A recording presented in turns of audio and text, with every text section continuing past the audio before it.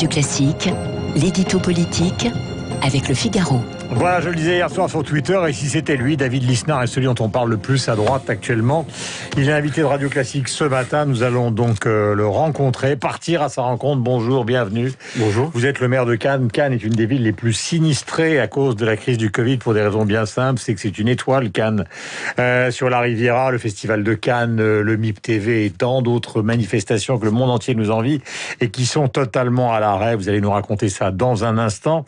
Et puis parler aussi de politique, de la situation de votre famille politique, les Républicains, car vous avez des solutions bien à vous et différentes de vos concurrents. Jean Castex se fera vacciner avec AstraZeneca lors de la suspension, lorsque la suspension, pardonnez-moi Guillaume, sera levée. Ce sera donc demain. Cette annonce hier soir sur BFM va-t-elle justement lever les doutes sur ce vaccin qui d'ailleurs commence à s'étendre à d'autres vaccins? Oui, en tout cas, ce sera un argument par l'exemple, et ce sont souvent les meilleurs. Et celui-là sera nécessaire tant on peut penser que c'est la suspension du vaccin qui crée, ou qui en tout cas renforce la méfiance, et pas l'inverse. Jean Castex a bien assuré hier soir que cette suspension de 2 ou 3 jours, sous réserve bien sûr d'une nouvelle validation, ne remettait pas en cause les objectifs chiffrés pris par l'exécutif, notamment les 10 millions de vaccinés à la mi-avril, c'est-à-dire dans un mois. Mais au moment où l'on voit les Israéliens retrouver leur vie d'avant et les Anglais vaccinés à tour de bras, tout retard, tout faux pas dans la campagne française nous fait perdre un temps précieux. Or, il faut quand même revenir à la réalité. Une trentaine de thromboses constatées sur 17 millions d'injections, et encore sans même qu'une corrélation soit établie avec cette vaccination. C'est infiniment moins que des médicaments ou des traitements à propos desquels on ne se pose pas la moindre question. On se dit quand même que l'invocation du principe de précaution confirme parfois à l'absurde. Souvenez-vous que c'est ce même principe qui avait conduit à un même retard aussi sur le port des masques, puisque certains étaient censés ne pas savoir le mettre. Mieux valait que personne n'en porte du tout. Il est étonnant aujourd'hui qu'Emmanuel Macron, si prompt à refuser, à céder au catastrophisme, ait emboîté si vite le pas à l'Allemagne sur cette histoire d'AstraZeneca. Nous le disions d'après nos impressions et d'après nos informations, toujours sur BFM, Jean Castex a laissé entendre qu'un reconfinement serait décidé pour l'Île-de-France, puisque chacun l'a compris. Pourquoi ne l'a-t-il pas dit explicitement? Eh bien, d'abord parce que formellement, la décision n'est pas prise. C'est ce matin. Voilà, c'est ce matin qu'a lieu le Conseil de défense. Et Jean Castex est mieux placé que quiconque pour savoir que tant qu'Emmanuel Macron n'a pas validé une décision, elle n'est pas acquise. Le 29 janvier et le refus du président de reconfiner restent dans toutes les têtes. Ensuite, je crois qu'il y a une forme de refus du mot confinement en lui-même, dans la mesure où il renvoie essentiellement dans nos esprits à ce premier confinement, celui d'il y a 1 an, qui était national, total et notamment sans école. Cette fois, on a bien compris qu'il était sans doute inévitable, mais il sera local, même si l'Île-de-France est quand même 1 Français sur 5. Il sera ciblé, c'est-à-dire que les écoles vraisemblablement resteront ouvertes. Sans doute aussi, on entendait dans le journal de 8 heures que ça ne concernera que le week-end, ce qui change quand même beaucoup de choses. Ce confinement renvoie-t-il au calendrier grec toute perspective de réouverture des restaurants, cinémas, salles de sport ou autres? Écoutez, toute la subtilité du moment et donc la difficulté pour le gouvernement, c'est qu'il faut à la fois décider des restrictions de court terme et en même temps préparer déjà le retour à la vie d'avant. On a bien compris que les protocoles de réouverture étaient déjà activement travaillés et négociés. On sent que ça commence à être bien balisé pour le jour où, mais le dernier mystère, c'est précisément quel sera ce jour. Et hier, Jean Castex a reconnu qu'il était encore impossible de le dire. Donc pour quelques semaines, on va être à la fois dans l'attente et dans le flou. Raison de plus pour accélérer la vaccination, même avec AstraZeneca. Sur l'antenne de Radio Classique, nous avons de la mémoire. Je vais vous diffuser les pastilles, comme on dit en termes de radio, de Emmanuel Macron avant d'écouter David Lisnard. Sur cette affaire qui a maintenant 1 an, c'est 17 mars 2020, 16 mars, 13 avril, 28 octobre, du Macron. Nous sommes en guerre. L'ennemi est là, invisible, insaisissable, qui progresse. Et cela requiert notre mobilisation générale. Nous sommes en guerre. Sachons dans ce moment sortir des sentiers battus et nous réinventer. Moi le premier. Nous aurons des jours meilleurs et nous retrouverons les jours heureux. J'en ai la conviction. Alors prenez soin de vous. Prenons soin les uns des autres et nous tiendrons. Débordé par une deuxième vague, j'ai décidé qu'il fallait retrouver le confinement qui a stoppé le virus. Vive la République, vive la France. 8h18 sur l'antenne de Radio Classique, David Lisnard. Radio Classique, l'invité de Guillaume Durand avec Le Figaro. Sujets ne m'ont pas manqué, David Lisnard, bonjour, vous êtes le maire de Cannes, mais je vous sentais bouillir en écoutant le président de la République. Je pensais à ce que disait Guillaume Tabar aussi, c'est-à-dire que il y a les drames humains de ceux qui affrontent la maladie, des familles endeuillées. Il y a le drame économique et social. Morts, hier. Il y a tous ceux qui sont face à l'incertitude, à la détresse psychologique, mais aussi, regardons le recul de la raison critique sur le continent européen qui a inventé la raison critique. Regardons comment, à travers cette théâtralisation de la vie politique, on a entendu le président de la République, c'est très dur de gérer le pays en général et en particulier en période de crise, mais tout de même, le retour des jours heureux, ce langage paternaliste, le fait qu'on ne délibère plus autour d'objets rationnels, c'est-à-dire de critères dont on connaît l'effectivité et la pertinence sur le plan sanitaire depuis mai 2020, le taux d'incidence, le taux de positivité, les données hospitalières, et que l'on n'ait pas non seulement la délibération au Parlement autour des mesures à prendre, mais également des données objectives, scientifiques, partagées, pour créer du civisme, et que l'on sache qu'à partir de tel taux, de telle conjonction de taux, eh bien, il y aura tel scénario de restriction de liberté. Ce serait beaucoup plus motivant que d'avoir ces discours hystérisés, soit d'encouragement, soit de réprimande, d'attendre l'annonce théâtrale, soit d'un relâchement, soit d'un nouveau confinement. Donc il n'aurait jamais fallu faire une sorte de stop and go, il aurait fallu faire comme les Anglais, si je vous écoute, bien que vous soyez un Méditerranéen, il aurait fallu faire comme les Anglais, c'est-à-dire foncer, et obtenir donc ce qu'ils ont obtenu, c'est-à-dire plus de 20 millions de vaccinés. Ce qui est sûr, c'est que des erreurs, il est normal d'en faire quand on décide, mais de se tromper à chaque phase, il faut qu'on analyse quand même le problème de leadership en France. Il y a un double problème. Il y a un problème de compétence de l'exécutif, je le pense, et il y a un problème structurel de mise en œuvre de l'appareil d'État. Mais ce qui est certain, c'est que comment se fait-il qu'au mois de mars 2021, on n'ait toujours pas des indicateurs de notoriété publique scientifiques qui permettent d'anticiper les différents scénarios et donc de responsabiliser. Vous savez qu'il y a eu des différences entre ce que le Conseil scientifique a dit au président de la République et ce qu'il a décidé. En gros, eux, ils disent voilà, on est au bord de la rupture. Et de l'autre côté, le président de la République, on se souvient de l'interview de Delfrécy, le lendemain, il prend une décision inverse, puisque Delfrécy recommandait le confinement. Et il dit, non, c'est impossible à tenir pour la société française, parce que les restaurateurs n'en peuvent plus, les jeunes ont les hormones en feu, une grande partie de la population n'a plus de travail. Je me souviens parfaitement. On aurait eu un exposé scientifique partagé au Parlement, un processus de délibération mature, de démocratie. On crée quand même plus d'acceptation des mesures. Et si la mise en scène du président de la République résistant à la technostructure il y a 1 mois et demi consistait simplement à gagner 1 mois pour reconfiner maintenant, je pense qu'on est précisément dans ce qui détruit la confiance. Est-ce qu'on est mal gouverné Est-ce qu'on est mal gouverné, David Lisnard? Mais vous avez compris, je le pense, oui, je pense qu'on est mal gouverné.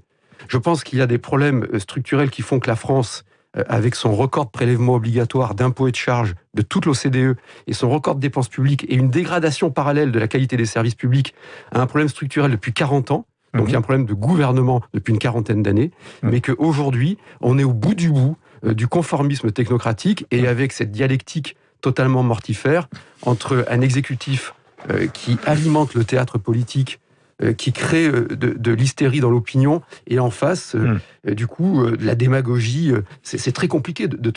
Il faut absolument que l'on arrive à retrouver un véritable dialogue politique fait d'opposition, de projets alternatifs, mais autour d'éléments rationnels. Moi, ce qui me frappe dans la période que l'on vit, pas faire de philosophie de bas étage, mais c'est le déclin de l'expression rationnelle. Question, est-ce que vous êtes parmi ceux qui souhaitaient être candidats à la présidence de la République, que je le disais, et si c'était lui, il y a de plus en plus de papiers dans les journaux qui parlent de David Lisnard. Alors c'est pour peser sur la campagne que le maire de Cannes s'exprime beaucoup actuellement, puisque vous êtes plutôt plus libéral que ne le sont tous ceux qui sont dans votre famille politique, les Bertrand, Pécresse, Barnier et autres, ou est-ce que c'est David Lisnard qui se dit finalement si la porte est étroite, comme disait André Gide, eh bien je me faufilerai? Moi je n'avance masqué que face à la maladie, à l'épidémie. C'est-à-dire que ce que je crois, c'est qu'aujourd'hui, un projet de gouvernement avec un agenda très précis de redressement du pays autour de la liberté de création pour que la société soit plus prospère, avec des propositions très concrètes, autour du retour de l'autorité de l'État, d'un État recentré sur ses missions régaliennes et stratégiques, en particulier donc d'autorité, mais aussi de recherche et développement, mais aussi de souveraineté industrielle. Et troisièmement, une nation soudée par sa culture. C'est ce que j'essaie de faire dans ma ville d'ailleurs, à mon petit niveau. C'est-à-dire qu'on a réduit la dette de 60 millions d'euros en 6 ans, on a réduit le nombre de véhicules, on a fait un plan pour transformer les dépenses de fonctionnement en dépenses d'investissement, un plan CAPEX, c'est ce qu'il faut faire dans la fonction publique d'État. Un candidat ou pesé? Et l'éducation, ce que j'ai envie qu'on écoute le contenu et de proposer avec une programmation, un agenda programmatique à la rentrée, comme d'autres pays ont su le faire, et qu'une personnalité émerge. Je suis très lucide sur le fait que je n'ai pas de notoriété, sur le fait que j'ai pas été formé pour ça, et donc je suis père de famille, j'aime mon pays, je le vois décliner. Je pense que l'on va dans le mur, soit un mur électoral, soit un mur dans la rue, et qu'un projet qui soit à la fois conservateur et sur la liberté de création a toute sa place dans notre pays, et même majoritaire. Donc vous y songez. Vous y songez. C'est pas une honte. Mais c'est pas une honte. Mais moi, j'ai toujours assumé. J'ai voulu être maire de Cannes. Je l'avais dit avant. Je me suis préparé pendant des années face à pour gérer une ville qui n'est pas que la ville du showbiz, comme vous le disiez, mais qui est une ville j'ai dit que c'était aussi important pour nous. Tout à fait. Qui a un taux de pauvreté très élevé. Et on on a établi de la confiance en tenant les finances, en mettant de l'éducation artistique et culturelle pour tous les gamins. Moi, il faut l'égalité des chances. Donc, pourquoi je vous réponds pas à cette question ? Si je vous dis que je suis candidat à la présidentielle, c'est une prétention absolue. Je n'ai pas le poids politique pour être candidat à la présidentielle. Si je vous dis que je ne le suis pas, vous ne m'écouterez plus et vous n'écouterez plus le fond. Voilà. C'est pas du tout. Je pense qu'il est très important d'écouter les arguments, mais en même temps d'entendre les candidatures, les prises de position, car nous sommes, vous le voyez, et vous le savez, donc maintenant... Merci de m'offrir cette fenêtre. Voilà, à 15-16 mois des présidentielles. Je disais que Cannes est une ville particulière. Je ne veux pas résumer Cannes à la ville du showbiz, mais pour les Français, Cannes, c'est une ville particulière à cause du Festival de Cannes, qui est une tradition fondamentale, qui est quand même la plus grande manifestation culturelle du monde entier. Une sorte de Jeux Olympiques. Il y a aussi des dizaines et des dizaines d'autres manifestations qui ont lieu dans le Palais des Festivals, dans les nouveaux Palais des Festivals. Est-ce qu'on peut évaluer la catastrophe que ça représente en termes justement de manque à gagner après cette année épouvantable ? Le Palais des Festivals et des Congrès est un des premiers centres de congrès d'Europe, voire du monde. On a eu une perte de chiffre d'affaires en business réel de 90% sur l'exercice 2020. Les effets directs, indirects et induits du Palais des Festivals et des Congrès sont évalués sur le plan social à peu près 12 000 emplois et sur le plan économique à peu près 850 millions d'euros. Donc vous faites une règle de 3, vous appliquez 90% à ces ratios et vous voyez l'impact pour l'économie locale. Alors ceci étant, par les systèmes de soutien keynésien et donc mis en place à juste titre, en l'occurrence par le gouvernement, si l'activité reprend, on espère qu'on aura sauvé notre outil de production. Avec un festival en juillet, c'est ça ? Avec un festival en juillet, et puis il y a le MIPIM, il y a le MIP-TV, le MIPCOM, il y a le Cannes Lions. Sur les 57 manifestations professionnelles de grande ampleur qu'on accueille, on en a 10 qui sont des leaders mondiaux. Et derrière tout cela, il y a un savoir-faire français. Il y a une excellence française, qui est l'excellence de la filière événementielle. On est les meilleurs au monde. Et il faut faire très attention, parce que la concurrence s'organise. Non seulement la concurrence asiatique a repris son activité, mais les Allemands sont très offensifs. Et tout à l'heure, je parlais de critères rationnels. On doit aujourd'hui changer totalement d'approche. L'approche doit être de dire on doit tenir nos activités. Il est beaucoup moins dangereux d'organiser un congrès, un salon professionnel dans un beau centre de congrès en France, bien maîtrisé par des organisateurs, face à la maladie, que d'aller dans n'importe quel supérette. Donc vous le demandez ce matin officiellement ? Mais oui, comme pour les musées. Vous le demandez à Castex ? Moi, je le demande à ceux qui prennent les décisions, c'est-à-dire à l'exécutif, au président de la République et à son Premier ministre. Donc c'est officiel. Vous avez des souvenirs, nous avons des souvenirs. Le cinéma, les Césars, ça a été une catastrophe. Espérons que le Festival de Cannes donnera une autre image du cinéma et de la représentation internationale. Ce souvenir, c'est quelque chose, parce que vous avez dirigé le Palais des Festivals pendant une quinzaine d'années, c'est quelque chose qui est important pour vous. Un jour, le groupe irlandais U2 est arrivé sur les marches du Festival de Cannes et ils ont chanté ça, vous étiez là.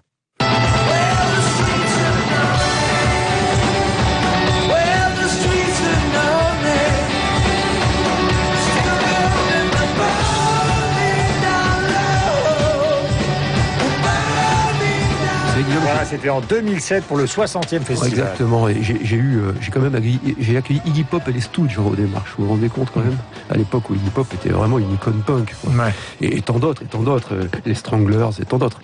Non, la direction de cette société était extrêmement captivante, on va dire. Mais on sent que ça vous touche, ça. C'est pas simplement. Non, mais pourquoi ça me touche? C'est pas simplement un maire qui est là. Ce qu'il faut dire, je suis pas là pour vous passer la brosse à reluire, mais je vois dans vos yeux que ça commence à trembler un peu. Ça me touche. Pourquoi? Parce qu'il y a tous des savoir-faire humains derrière toute cette filière. Vous voyez, quand vous parliez du spectacle qu'ont offert certains artistes pendant les Césars, c'est calamiteux parce que ça fait tellement de mal à tous ceux qui bossent bien. La culture en France rapporte, elle ne coûte pas, contrairement à ce que l'on pense. Elle rapporte, c'est un outil de prospérité, mais c'est également un outil d'émancipation individuelle. La France peut s'écrouler ou rebondir grâce à des filières d'excellence et regardez tous les problèmes que l'on a de cohésion sociale, de cohésion nationale. Il faut retrouver la fierté d'être français. La fierté d'être français doit se faire autour d'une culture exigeante. Marine Le Pen dit on va faire un gouvernement d'union nationale. Vous lui répondrez quoi ce matin? On en termine. Je pense que ça, c'est une grosse ficelle politicienne. C'est véritablement, moi, ce qui me donne pas envie de... Enfin, c'est ce qui fait que je ne veux plus voir dans la politique. Le gouvernement... Non, ce qu'il faut, c'est un gouvernement d'efficacité nationale, avec des personnes qui bossent, qui sont cohérentes entre elles, avec un vrai projet fort pour libérer la création entrepreneuriale, un projet fort pour retrouver l'autorité de l'État, un projet fort pour retrouver la cohésion nationale. Il faut de la cohérence, comme dans une entreprise. La France a un potentiel inouï pour se recapitaliser, qu'on regarde le problème des retraites en face, qu'on en fasse une ressource grâce à la capitalisation. Moi, je propose... Geoffroy Roux de Bézieux dit ce matin donc, dans les journaux qu'il faut... Voilà, il dit ce matin dans les journaux qu'il faut absolument que le quoi qu'il en coûte finisse par s'arrêter et qu'on fasse une réforme financière des retraites. Autrement, on n'en sortira jamais. On va devenir ce sera un outil de financement extraordinaire. C'est-à-dire que si on fait un deuxième étage de retraite obligatoire par capitalisation avec une concurrence des fonds d'investissement, on va capitaliser tous nos ETI et on va faire de la France véritablement à nouveau une puissance industrielle. Il s'appelle David Lisnard. Il est le maire de Cannes. Son enthousiasme déborde ce matin, mais après tout, pourquoi pas, il en faut. Ce qui ne veut pas dire qu'il s'agisse de ma part d'une approbation, mais quand les gens sont enthousiastes, c'est toujours une bonne chose. D'ailleurs, Clément Beaune a été enthousiaste dans une situation un peu plus compliquée pour lui avec l'affaire d'AstraZeneca. On le comprend. Il est 8h30. Nous nous retrouvons avec David Abiquière pour la revue de presse et tout à l'heure c'est Christophe Barbier et Bruno Joly qui a interviewé donc le Premier ministre sur BFM TV hier. Il était sur Twitch dimanche, c'était génial AstraZeneca, puis après il a considéré après le président de la République qu'AstraZeneca c'était pas certain que ce soit très très bien, et puis hier soir il a dit que finalement il allait se vacciner peut-être par AstraZeneca, donc bref. C'est un embrouillamini total que nous allons essayer de décrypter avec sérénité. Bonne journée à vous, merci d'être venu. Merci beaucoup, merci.